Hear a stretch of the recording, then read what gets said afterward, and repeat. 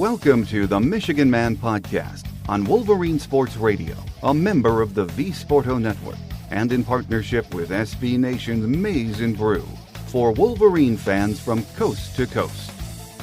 Go Blue, and welcome to the show. I'm your host, Mike Fitzpatrick. If you're like me, you've been reading season previews since last spring, it seems. If this happens for Michigan, if that happens, we could have a 500 season or win 10 games. By August, you're ready to say enough of the speculation game. Let's tee it up and see if all of these off-season changes are going to make a difference. With us on our Game Day segment in just a moment will be editor John Borton from the Wolverine Magazine. First, a few of my thoughts to get us started. I can't remember in my lifetime as a Michigan fan starting a season and having no idea what kind of team we have. Based on recruiting ratings, we have a roster full of talent. Most teams in the Big Ten wish they had players as talented as we do. Other than Ohio State, we have recruited better than any other team in the conference over the last 6 years. Penn State is right there with us, though. So based on that alone, you would think we should be viewing this team as a Big Ten contender, with only Ohio State standing in our way. Instead, you would be lucky if you could find one college analyst or magazine that hasn't picked us fourth in the Big Ten East. We're all frustrated with the last decade of Michigan football and hope springs eternal that this year will bring us the season we've been waiting for so long. By that, I don't mean a Big Ten championship, but a return to not only beating the teams we should, like those guys in East Lansing, but winning on the road against ranked teams like Wisconsin and Penn State, and at least not getting our doors blown off in the game. That might be asking too much this year, I'm not sure, and that's what I find depressing. I never expected to be that uncertain about Michigan football as year 7 of the Harbaugh era approached.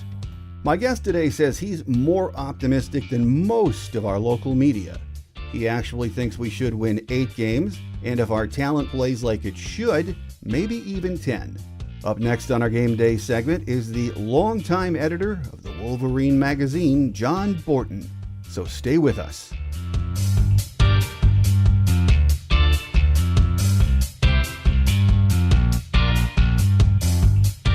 Here with us on our Game Day segment this week as we edge even closer to that opening game with editor John Borton from the Wolverine Magazine. Once again, John, great to have you back with us. And great, as always, to be with you. Looking forward to the football season. I know everybody else that has been involved with Michigan football for so long, and lots of questions out there.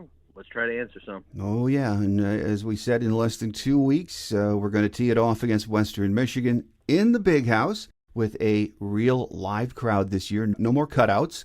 We'll have the band, everything that makes Saturdays special in the fall. It's a day everyone has looked forward to, and I think I read this last week, for over 500 days, and it should be a lot of fun, John. Oh, no doubt about it. I can imagine the energy in that building when they come out against Western Michigan. Maybe not the most high-profile opponent you could have in an opener, and yet Western Michigan is pretty solid this year. I mean, people might be shocked at how they hang in there, at least for a while, because there was one magazine out there in the preseason that had Western Michigan ranked ahead of Michigan. So that kind of gives you an idea of a couple things, that Western Michigan's is not too bad, and that Michigan has some work to do to repair, I think, its image after last season. But there's no question that you're going to have that stadium filled up, and there will be a ton of energy. People that haven't been in there in so long coming out the other side of a long, dark stretch, and we'll be looking forward to seeing Michigan play well. Well, last week, the Michigan Athletic Department and the university sent out guidelines for fans attending all fall sports. Masks not required, but suggested in the stadium, required at concession stands and in bathrooms. But of course, that is subject to change throughout the fall. I know a lot of fans are going to bellyache about the mask suggestions, but big picture, I hope they appreciate that this might not be normal, but it is surely a positive step forward from last year at this time, isn't it? Well, it beats sitting home and watching on TV, at least for those who have tickets and have forever and want to be there. So, you have to do what you need to do to be in the building, and that's That's basically the message. I know that there were so many that it is such a tradition. It goes beyond football, honestly. I walk to the stadium from a ways out, and I walk by all the tailgates, and I just, the smells and the sights and the excitement of fall and renewed friendships and relationships. It's just it's a very, very special time, a very special event, like I said, that goes beyond football, and I think people are looking forward to getting back to it. By late August, John, and here we are, mid to late August, media folks and fans, I think we feel the same way. It's enough of the preseason prognostication, speculation, coach speak. We're all ready to tee it up, see what we have, because right now, the fact is, we hope Michigan is better than a lot of experts think, but we don't get our first indication until that Western Michigan game, do we? No, you really don't, because you're looking at the hard facts. 2-4 last year. Yes, you had injuries, and yes, you had some special circumstances, but bottom line, 2-4, a defense that gave up very nearly 35 points a game on average, an offense that couldn't get out of its own way at times and was inconsistent and had personnel turnover, quarterback and other key positions. So, yeah, there's a lot of questions, a lot to prove. Is Cade McNamara going to be that guy that steps up and really grabs a hold of the quarterback situation? Will this offensive line start to gel early in this season, and how will that look? The wide receivers we've heard great things about in the fall. Are they going to step forward and really be on the same page with McNamara in that opener right from the get-go? And you look at the defensive side of the ball, you've got everything coming in new with Mike McDonald and a totally new system from the Baltimore Ravens. So absolutely, many, many questions, but I think that adds to the intrigue of this particular season. One of those things where so many items are new that people will be bringing their binoculars to the stadium and just in great anticipation of exactly what they're going to see. You're right. It is great anticipation and big question marks all over the place. And, I know as a senior editor at Wolverine, you hear from and converse with a lot of our fan base. So you have a good feel for, how they're approaching the season. From the people you hear from, would you say they're optimistic, resigned to the fact it could be a struggle, or just have no idea what to expect? I would say they're in a little bit of an arms folded state of show me, like they all just came from Missouri. It's one of those deals where, okay, we've been promised this, we've been told this, and yet we have seen this. So that's fine. It's great to know that Michigan football underwent dramatic change over the past year in response to not only 2-4 last year, but big fall offs against Ohio State, for example, in recent years. So you've got all this change. You've got a completely new defensive system. You've got new people in new places and younger guys that we hear about. Okay, they're coming along, but it's very much, okay, how is that going to translate onto the field? And, the prognosticators, the ones that have Michigan climbing back above 500, are saying things like 7 wins this season, 8 wins if you're optimistic. So I have felt, as I've talked to fans, like I said, this sort of arms folded, look, I'm not interested in the hype. I want to see what happens sort of feel. And from Michigan football players and coaches who have seen and read all that and can't avoid it, kind of all right, we're going to show people pushback, anywhere from frustration to anger to a square-jawed, clenched teeth. We're going to get this done. So those are a lot of interesting dynamics swirling around this football season as we draw very near to its beginning. A lot has changed in the offseason. You just mentioned all of the changes at Michigan, so both on and off the field. One of the things that is really different this year across the board in college football, the NIL, name, image, and likeness. And that's in its infancy. And I am not embarrassed to say that I really don't understand it that well. So I don't know if I like it or don't, but it sure seems like a recruiting game changer, doesn't it, John? It can be. And yet, as we've gone through the early part of this, I just wonder if it will be as much as I initially expected. I have such mixed feelings about this. I mean, You're talking about the ability to pay players, which, I think some pretty high-profile teams around the country have done anyway in the past. But it hasn't been, it's been illicit. It's been something that they have gotten away with for the most part. And now you're making it legal, and all the ins and outs of who is getting what from whom and who can step forward and do this, and does the university have to sanction this? And it seems like the ones that have gotten the biggest jump on things were the ones that seemed to operate in the greatest gray areas before. So whereas I think Michigan takes a more measured, let's do this right, sort of approach, you've got other entities that are out there and guns a-blazing and off to a really, really flying start with it. So you start to wonder, okay, Michigan has wanted to abide by the rules all these years and be able to talk about being above board in all things. It seems like that is continuing, and I'm not saying it's a bad thing at all. I mean, it's certainly to Michigan's credit that they don't want to be numbered among the cheaters, but it seems like more of the same with the NIL. I'd be very fascinated to see how Michigan approaches this in the days to come, knowing that it is in a consistent battle with the top teams in the country for how much talent you're able to procure and how you go about doing it. One of my listeners emailed me last week and asked me a question regarding NIL that just stumped me. They wanted to know who had oversight responsibilities. Was it the NCAA, universities? And I have no idea on that. Well, I think that the universities are supposed to step forward and make sure that it doesn't get out of line. Mm-hmm. The NCAA, I would expect, if they saw things that were egregious in their estimation, could step in.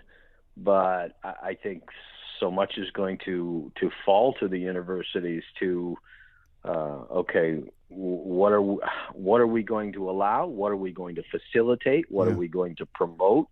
What are we going to put in place? And that's where you again are going to have such a diversity of approaches here. So I would guess that, like I said, overall, I would think if schools were offering to make freshmen instant millionaires through certain donors, maybe that then the NCAA steps in and says, well, no, you can't do that. But even then, do they get challenged in the courts? Mm-hmm. So it's the Wild West. We're going to see what happens. Well, we are. It's in its infancy. A lot of questions surrounding how it's going to work. And the thing I guess I struggle with is, how does this change the landscape for schools other than Ohio State, Alabama, Clemson, Oklahoma, and there are a few others out there. I've read opinions that this levels the playing field in some ways for other schools.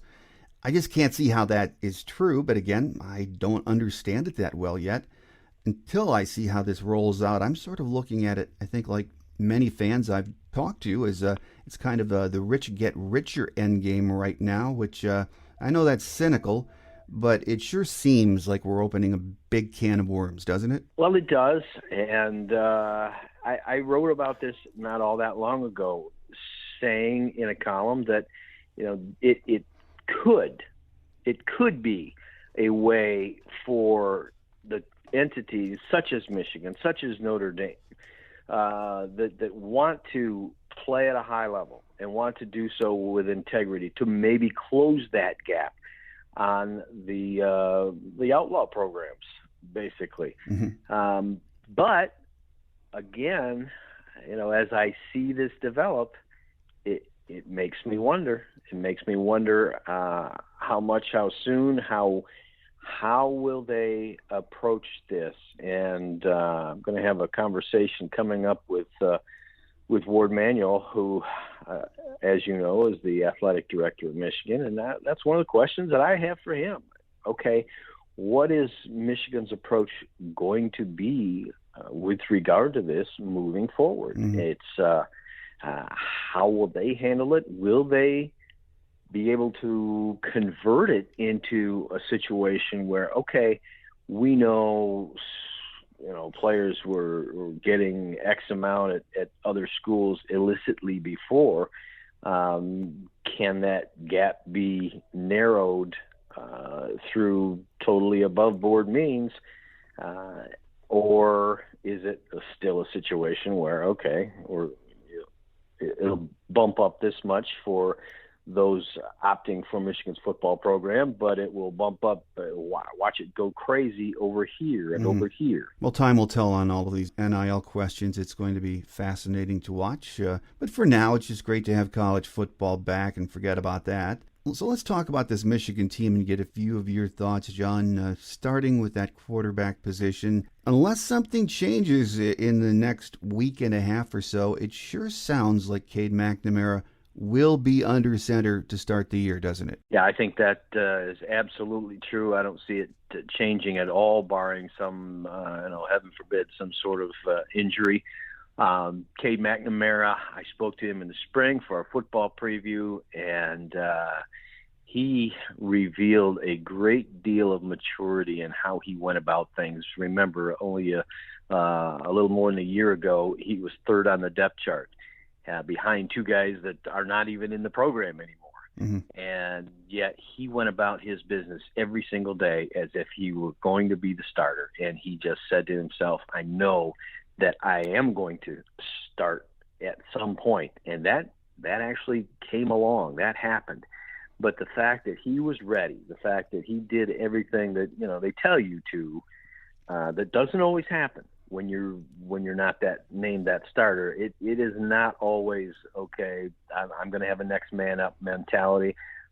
Lots of guys admit later on that they just kind of accepted it and didn't put as much into it as those who have been designated, okay, you're going to be the guys. Cade McNamara did not do it that way. He says so.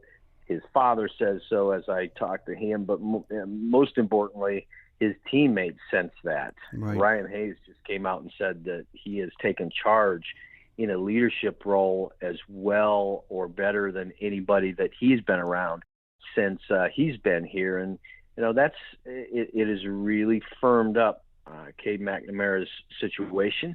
Now what has to happen is all these weapons, the running backs are good, and the receivers, they've got offensive linemen. How does it all come together to actually move the football on game day? As of now, we have 3 starters penned in on that offensive line, Zinter, Stuber, and Hayes, last to hurt anyway. What is good to hear, though, is there is a lot of competition and some depth with that group, and that is always a good thing, isn't it, John? Oh, there's no doubt about it.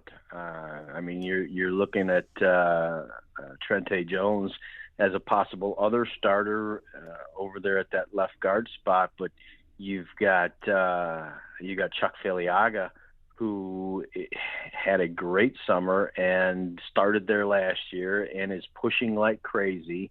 You've got the ability for Zach Zinter to move into the center spot, and then that causes some other dominoes to fall because you've got some really good people in other areas, the Nolan Rumlers of the world, who have gotten a taste and been around and will keep pushing. And so, yeah, there is depth, there is talent, and I think we're gonna see the best five that they can possibly put out there, and how they come together and go from there. But there are so many offensive linemen. I've said this before, but so many offensive linemen close to this program, whether it be in the radio broadcast team or whatever, but they're keeping a very close eye. They like these guys, and I've heard it over and over again. Now it's taking that next step. Well, Mike Hart seems to really like his running backs. As you mentioned, we've got some good ones, and he has had good things to say about at least the top three, Hassan Haskins, Blake Corum, and Donovan Edwards. We have yet to see him on the field, but it sure looks like this is maybe as talented a trio as we've seen at Michigan in a while, John, isn't it? Oh, yes. I mean, there's no question. You look at a Hassan Haskins, he gives you so much toughness, so much ability to run over people or run around them. He's a great lead back. I really believe that if he gets the help that he needs, the blocking and the ability to, it gets back to, again, Cade McNamara, if he's completing passes and backing people off, that opens up the running game. It all goes together. But Blake Corum, at 1A at that tailback spot, has just remade his body. He is a compact figure who is absolutely sculpted. His arms are bulging. Mike Hart says he's faster than I ever was. That's for sure. And then you got Donovan Edwards, who 5-star freshman that everybody was talking about. He's third on the depth chart. That's not a bad thing for Michigan. That is not a negative commentary on Donovan Edwards. It means you've got good guys that have been around and been in the system before him. He is uber talented and just learning where he is, learning the system, learning the subtleties of what he needs to do, and yet he's going to play early from everything that we're told. So a really strong situation at running back. Absolutely. And when we look at the wideouts and the tight end positions, just lumping the receivers in, we have a lot of potential. There's no question about it. But it seems like potential is a word we have heard associated with that group for the last couple of years now, and really haven't seen it, progress on the field. Ronnie Bell will step up. We know that. But we need at least a couple more to get involved with Ronnie, don't we? Absolutely. And I had a great conversation with Ronnie Bell just recently. He's featured in our newest issue of the Wolverine that's coming out next week. He'll be on the cover. He is very motivated. He's shown what he can do. Coming out of one of those recruiting backgrounds where everybody said, well, why are they taking this guy? Well, we found out. And he is angry and motivated and really ready to get after it. But you're right. He needs help. That's why what we're hearing about Cornelius Johnson is so good, because here's the guy, they had several more lengthy receivers before, in the not too distant past, but they're a little short on them at this point. Cornelius Johnson at 6'3", 211 is somebody that can go up and get it and do really, really well in that respect. And he's had a great fall. So I think that from that standpoint, you're looking at someone that has people excited. There are a lot of younger receivers that have been out there and have gotten a bit of a taste. And I think that, you're gonna go 6 or 7 deep in terms of the guys that they can legitimately put out there and feel good about. Now, again, it's how they mesh, how they are able to get open and do the things that they need to do to be exactly on the same page with McNamara, with other parts of the offense, and how they're deployed. Again, Josh Gaddis is in a situation where people are looking to him. Okay, what's this offense going to look like in his third year? So all of it works together. I think that the receivers have talent, and yet that's the question. You would think if Cade McNamara can just be efficient at least early, and then we'll see how he progresses as the year goes on. that this offense has a lot of firepower, at least on paper, and I think most of us expect big things from that unit. I think that the offense is going to have to be the whole being greater than the sum of the parts, because it was an offense that really struggled at times last year. And I think Josh Gaddis has mentioned that he wants to have them stick with the running attack better than they did a year ago, not dig great holes like they did. And I see the potential. You saw the potential at Rutgers when they got down 17 and they had to come back, and Cade McNamara brought them back. Now, can they do that on a more consistent basis? Can they do that against better competition? I just think it's a question of really seeing it come together and them producing at a higher level. As far as the defense goes, we really don't know what we're going to get there.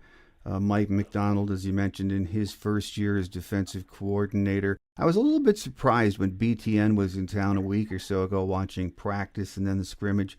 And I forget who it was on that crew said they were very impressed with the defensive linemen. They said you walk into some buildings and the defensive linemen don't look like Division I defensive linemen. They don't have the bodies or the speed. They saw all of that on Michigan's defensive line, which was good to hear because of all the position groups on that side of the ball. That D-line is the one that at least concerns Michigan fans, isn't it? Yeah, it is, and for good reason.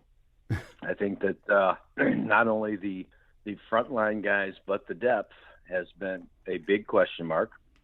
And I think it was partly philosophical under the last defensive staff, in that I think they wanted smaller, quicker defensive linemen, basically playmakers. I think you're seeing the return of bigger, bulkier, stronger defensive linemen that can maybe deal better with the Wisconsins of the world and with other teams that want to really pound it. And I think that Mike McDonald will bring a lot to the defensive side, but I do think that's where they have the most work to do in my mind. You know, people would go to, it's got to be the secondary after seeing some of the displays of last year, but I think scheme is going to help the defensive backs a great deal.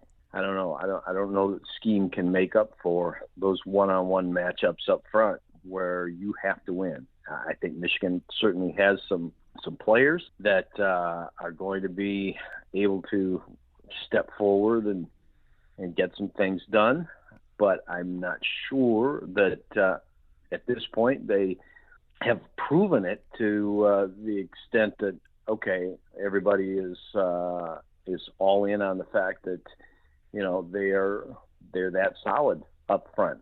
We've heard some really good things at times about Mozzie Smith coming in. Mike Morris, a younger guy, is doing well. Chris Hinton has had his moments. Donovan Jeter drew big attention the other day, and Aiden Hutchison. You know, he's the sure thing up there on those guys that are going to be up in the front. But there are enough question marks that I still think that this is an area that you have to really watch closely. Yeah, you sort of get the feeling, I know Mike's been here since spring, so he knows his personnel better than we do, but it almost seems as if it's going to be like a puzzle this year, at least early in the season, trying to make the pieces fit that get the best results. Yeah, no doubt about that. I mean, that's kind of like any defensive year, but when you add the extra factors of new coaches in, and you're trying to learn and deploy a new system that, from everything that I understand, is a little more complex than what was there previously. Now, that can be good and bad. Good is that guys continue to say, we feel like we've got more answers. We've got more confusion to throw at offenses. We've got this and we've got that. And that's good, but it's not good if you are not pulling it off the way it's intended to be deployed. And so we'll see pretty quickly how well they've taken to heart the lessons that are being taught by defensive coordinator Mike McDonald and these new coaches, because they're just peppered with different coaches on the defensive side. It's going to be fascinating to see, and you're right. They're going to get tested right out of the gate against Western Michigan. So we'll know a lot more about the defense at that point. In your great Wolverine preview issue, John, the staff and contributors weighed in on what you thought Michigan, or how you thought Michigan would finish this year. I think on average, most of you were around the 7-5 mark. I think Doug Skeen was 5-7. Maybe it was Doug Karsh who was 5-7. It was actually Doug Skeen. It was Doug Skeen. Okay, I heard him have that conversation. It was printed under Doug Karsh's name. That was the one glitch. I was kidding Doug Karsh about that, but that's a good opportunity to straighten that one out. Okay, I heard them mention it. He and Chris talking on the podcast last week. So okay, but do you still think 7 wins is all you can see for this team right now? Oh, I was the big optimist of the staff and went in for 8. And I think, what that is, Mike, is really kind of hedging your bet, because there's no guarantee that you're going to take a 2-4 team, lose some really good players like Kwity Paye, install a whole new defense, have a new starter at quarterback, and have as many question marks as Michigan has, throw in a schedule that involves going to Michigan State, going to Penn State, going to Wisconsin. Certainly there's the Ohio State threat at the end of the year, and have, a season where you click right back into 10 wins. I just think the questions are abundant here. The possibilities are endless. You haven't lost the game yet, like everybody else, and you have this potential, and you have these guys that are saying it's going to be different. We're going to make it different. We're fed up, and that's great.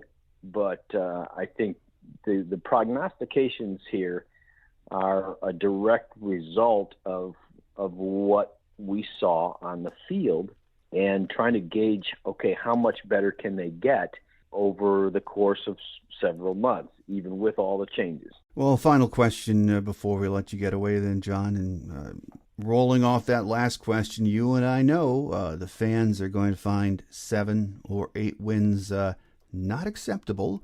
The majority of them, we know their patience is running thin with what we've seen the last 5 or 6 years. One of the questions I get from fans quite often is, would it be time to part ways with Jim if we only win 7 or 8 and then get pummeled by Ohio State in the end? And I just don't know how to answer that question right now, but if that does happen, at the end of the season, the calls for change will be very loud, won't they, John? I think so, but I do think it depends on how it takes place, how this season plays out, regardless of the record. I mean, if it's within that 7 or 8 win range that we were speaking of, how it happens is going to be meaningful. Don't get your doors blown off at Wisconsin. Don't go out to Penn State and lay an egg in a whiteout. Do not lose to Michigan State again. Ohio State, don't give up 56 points. Don't give up 62 points. Don't look like you have no answers against an admittedly very good crew of Buckeyes that got held to much more reasonable point totals against other teams, what you might consider lesser teams, the Northwestern and others. So I think it has everything to do with, okay, does Michigan show the capacity for really having changed direction, having made all these huge changes, are they headed back clearly in the right direction? Or is it, they won 7 games, they won 8 games, but they're still getting just demolished against the really good teams in the league. So I think that the how is, in this case, maybe as big as the how many. Well, we won't have to wait long to start getting some of the answers to many of these questions we've discussed today. So the opener against Western Michigan, a little more than a week away. With us on our show, on our game day segment this week, has been senior editor John Borton from the Wolverine Magazine. John, always a pleasure to have you on the show. You're so gracious with your time, and we look forward to getting you back on as soon as we tee it up and get going. I always enjoy it, Mike. Thanks so much for having me, and I can't wait to see how they roll out this whole package.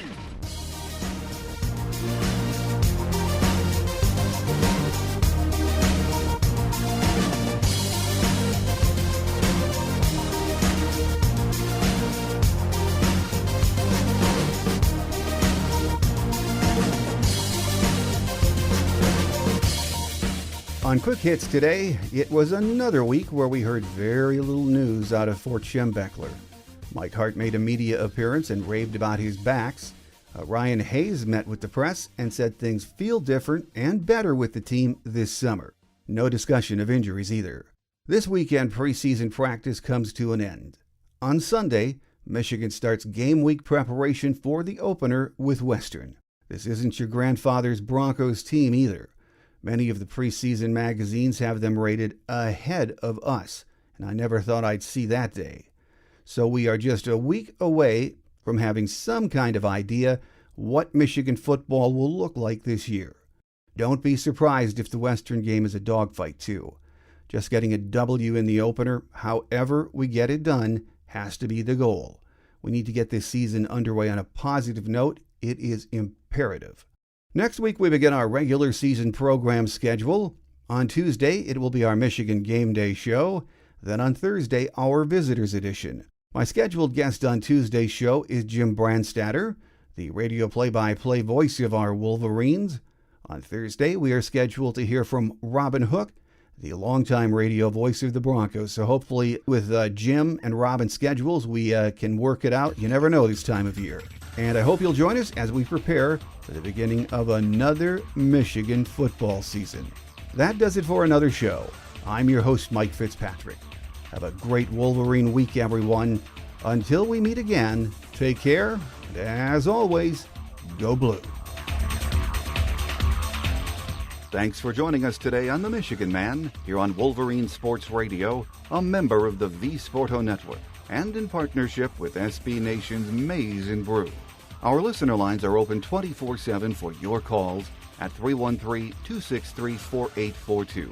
That's 313-263-4842. Or email us at themichiganmanpodcast@yahoo.com. That's themichiganmanpodcast@yahoo.com.